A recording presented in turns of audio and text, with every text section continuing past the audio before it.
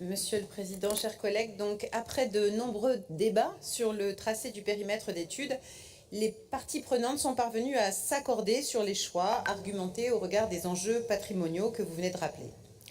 Probablement restera le regret de ne pas compter l'île d'Oléron dans ce beau projet communautaire, mais la prochaine révision en donnera probablement l'opportunité.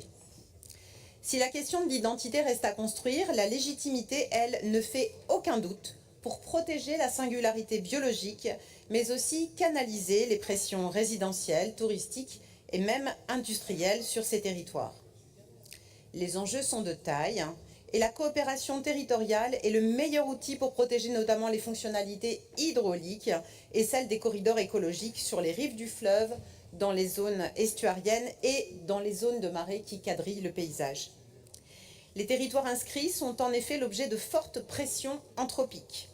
Zones très urbanisées et très industrielles, ports, aéroports, et sont particulièrement vulnérables aux effets du changement climatique et des pratiques agricoles qui impactent la santé des milieux.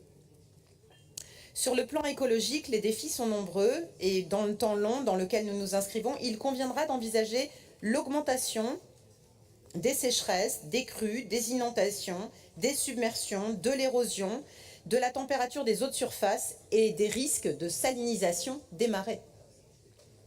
Les communes classées, qui ont déjà par le passé connu de très nombreux défis, s'inscrivent dans une dynamique de territoire d'innovation, avec une attention particulière à toutes les initiatives de restauration de la nature et des solutions basées sur la nature.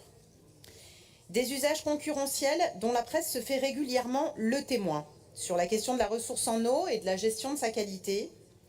Des actualités, on l'a vu encore récemment avec le projet d'implantation de l'usine Pure Salmon de l'autre côté de l'estuaire et la vague de contestation qu'elle génère. Également avec l'intérêt de l'industrie chimique particulièrement prégnant sur la trajectoire de la Charente. Des concurrences mais surtout des solidarités à venir dans une logique terre-mer, et nous réaffirmons ici que les intérêts des filières conchilicoles et de la filière de la pêche devront être représentés dans la gouvernance, CRC, comité des pêches, etc.